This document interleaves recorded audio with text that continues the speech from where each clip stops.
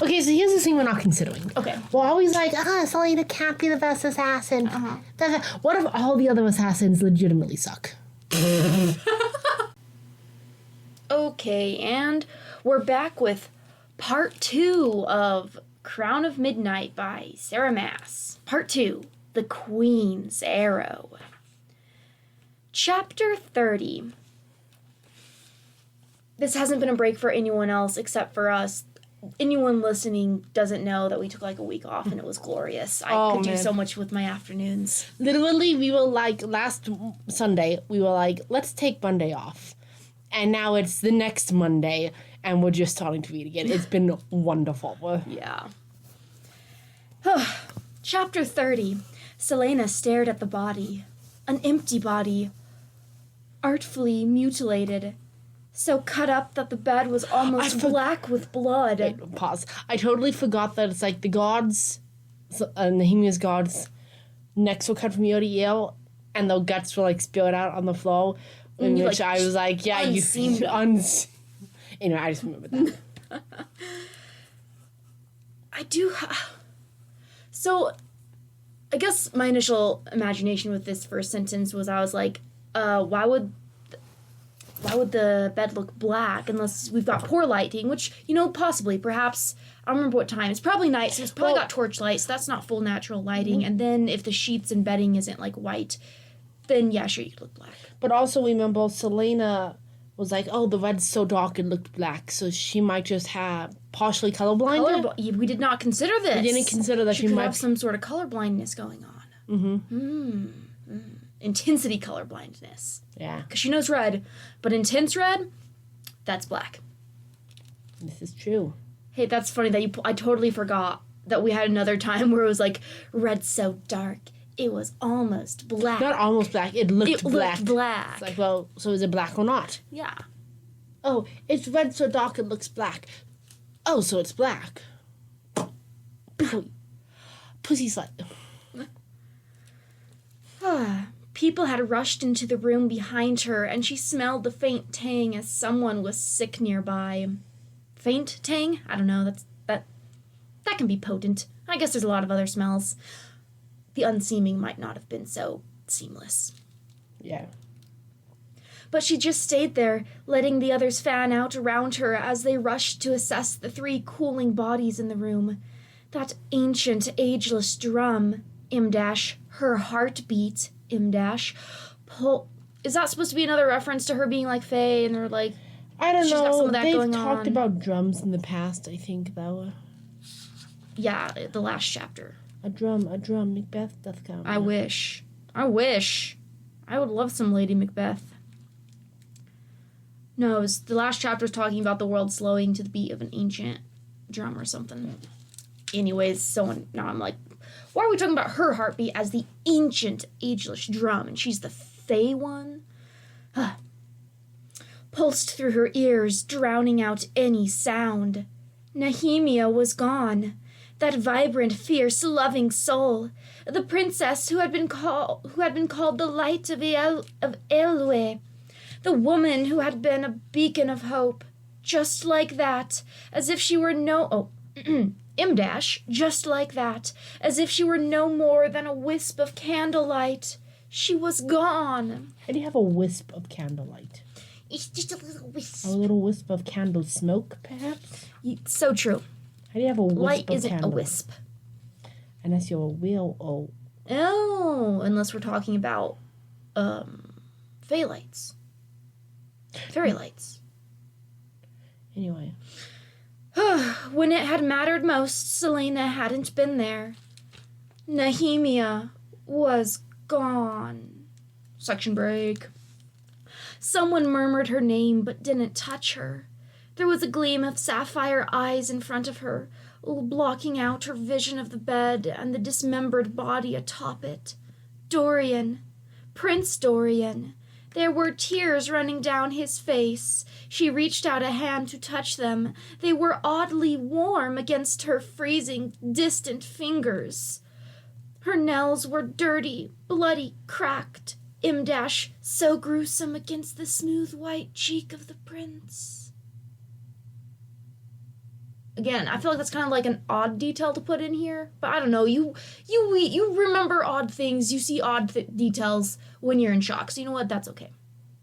Until I was reading this crochet pattern, I did not hear whatever you were. I did not know what you were referring to. Oh my goodness! The gruesome hideousness of her bloody and broken nails against the pale white beauty of Dorian's face, the smooth white cheek, and then the voice from behind her said her name again. Selena. They had done this. Her bloody fingers slid down Dorian's face to his neck. He just stared at her, suddenly still. Selena. That familiar voice said, a warning.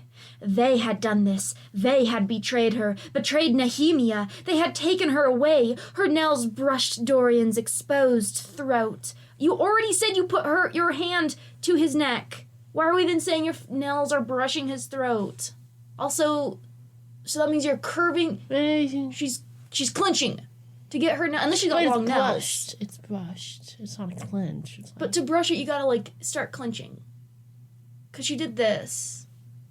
I mean, unless she started doing totally just down one side, kind of awkward, but she could do it.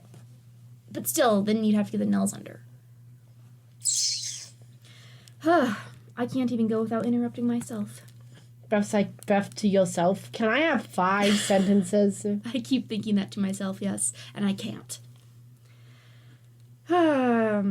Selena, the voice said. Selena slowly turned. Kael stared at her, a hand on his sword. The sword she'd brought to the warehouse, Imdash. The sword she'd left there. Archer had told her that Kael had known they were going to do this. He had known. She shattered completely. Do we have any... do we want to have any official predictions for what's coming up? I just want to say this whole thing, she's going to be turned off from Kael and the other boy, and it's going to be a whole lot of drama. And he'll be like, I didn't know they were going to do this. And she was like, you knew! You knew something and you didn't tell me. Anyway. You know something and you didn't tell me. She shattered completely and launched herself at him. Section break. Kael had only enough time to release his sword as she lunged, swinging for his face with a hand. She slammed him into the wall, and stinging pain burst from the 4 lines she gouged across his cheek with her nails. She reached for the dagger at her waist, but he grasped her wrist. Blood slid down his cheek, down his neck. His guards shouted... Kael has got... Oh, wait, no. His that makes as in, sense. his possessive, not they look after him. I said Kael has guards, and I was like, wait, no, that makes sense. See, if you were a good commando, a high-value commando, you would actually have guards who would be like, hey, our boss is so important. It's not that kind of guard, though. But it's not. It's employee. It's employee. But except he doesn't even employ them. His guards shouted, rushing closer. He's like a shift manager. Yeah, but he hooked a foot behind hers, twisted as he shoved, and threw her to the ground. Stay back, he ordered them, but it cost him. Pinned beneath him, she slammed a fist up beneath his jaw so hard his teeth sang. So for your teeth to sing, do you have to hit, the resident frequency of enamel? Maybe. I should figure out what that is and figure out how much force must be applied. Next presentation will be about... Upon teeth and the singing thereof. No, I already know Farazan's next presentation. What is it? Reading suggestions. Yes. Yeah. All bosses, let's just say he has that look in his eye again. Huh? He has that look in his eye again. And then she was snarling, and then she was snarling like some kind of wild animal as she snapped for his neck. He reared back, throwing her against the marble floor again. Stop! But the Selena he knew was gone. The girl he'd imagined as his wife, the girl he'd shared a bed with for the past week, was utterly gone. Her clothes and hands were caked with the blood of the men in the warehouse. She wedged a knee up, pounding it between his legs so hard he lost his grip on her, and then she was on top of him, dagger drawn, plunging down toward his chest. He grabbed her wrist again, crushing it with his hand as the blade hovered over his heart. Her whole body trembled with effort, trying to shove it in the remaining few inches. She reached for her other dagger, but he caught that wrist too. Wait, how does it go? Grabbing. You grab my. You have both my hands. He has both her hands, and she said, so she uses her head. You have both my hands, so I use my head. Head smash Kale your nose. Anyway. I headbutt Kale. She headbutts Kale's pants in the back of an ambulance. And between the headbutts, all eyes lock as we're holding hands. Mixed messages.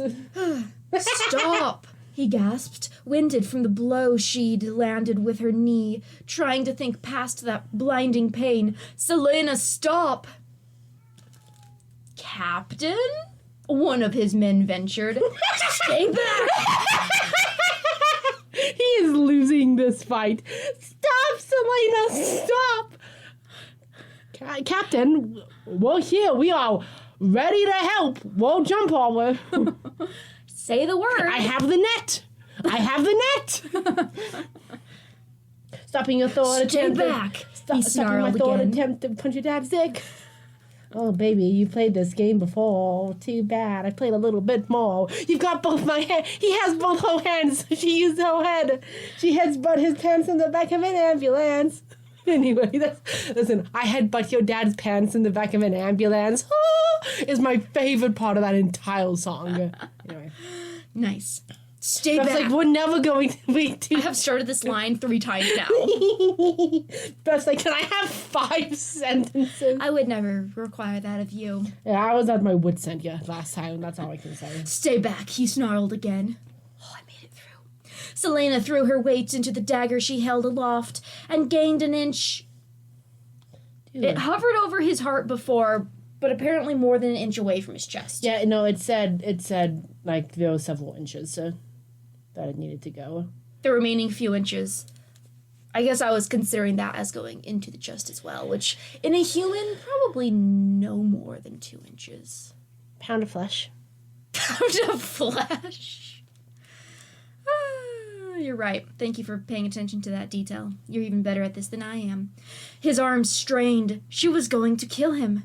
She was truly going to kill him. He made himself look into her eyes, look at the face so twisted with rage that he couldn't find her. Selena, he said, squeezing her wrist hard that he hoped the pain registered somewhere, wherever she had gone. Mommy, chill. Mommy, chill. Daddy, chill. What the heck? But she still wouldn't loosen her grip on the blade. Selena, I'm your friend. She stared at him, panting through gritted teeth, her breath coming quicker and quicker before she roared, the sound filling the room, his blood, his world. You will never be my friend. You will always be my enemy. Interestingly enough, that entire phrase was italicized except for never and enemy. Let me see. Because, so, like, when things are italicized, you then emphasize them by de-italicizing, right? But I'm like, it just seems a little weird. You will never be my friend. You will always be my enemy. That is strange. Shit's fucked, man. I mean, I totally get, it's certainly a convention in fanfic. Let me see. Well, no, this seems like it's reversed. Well, so... because it seems like you would say, you will never be my friend, you will always be my enemy. But when, like, an entire line is italicized, you emphasize by de-italicizing. But I've usually seen that if they're, like, doing mind speech. Right, it's a fanfic thing. In fanfic. Mm-hmm. I'm wondering, why would this whole sentence be italicized? I feel like it could be if you're trying to emphasize, like, the vitriol with which she is saying this entire thing. Mm-hmm. If that's the case, I feel like you don't need to then emphasize specific words. Yeah. Anyways, she bellowed the last word with such soul-deep hatred that he felt it like... Wow, did you really say it wouldn't take long to read this? We're on the last 2 paragraphs. I did say like that. a punch to the gut. She surged again, and he lost his grip on the wrist that held the dagger. The blade plunged down and stopped. There was a sudden chill in the room, and Selena had just stopped, and Selena's hand had just stopped, as though it had been frozen in midair. Her eyes left his face, but Kaal couldn't see who it was she hissed at. For a heartbeat, it seemed as if she was thrashing against some invisible force. But then Ress was behind her, and she was too busy struggling to notice as the guard slammed the pommel of his sword into her head. As Selena fell atop him, a part of Kaal fell along with her. I bet Selena's going to remember all of this perfectly. Knocked on the head so hard you pass out. No brain damage. No temporary memory loss. Let's find that out. Excellent prediction. I'm going to agree with your prediction because I have, I think, yet to see, or very rarely have I seen in professionally published works, the inclusion of the fact that head trauma will disrupt your memory such that if you get knocked out by getting hit on the head, you aren't going to necessarily remember the events surrounding being knocked out. Anyways, that's the chapter. Whatever, fine chapter. Thank goodness I've had a break, though, let me tell you. Thank goodness. Yeah, I got nothing too big to comment on. No huge takeaway. It was standard chapter. Wasn't terrible. Yep. Okay. See you all in the next one. Eyes. Are you going to say another part of that song? Our eyes touch as we're holding hands. And we can't help but... Our eyes meet while we're holding hands. And we can't help but kiss in front of your dad's not once, twice, thrice broken dick. Mixed messages.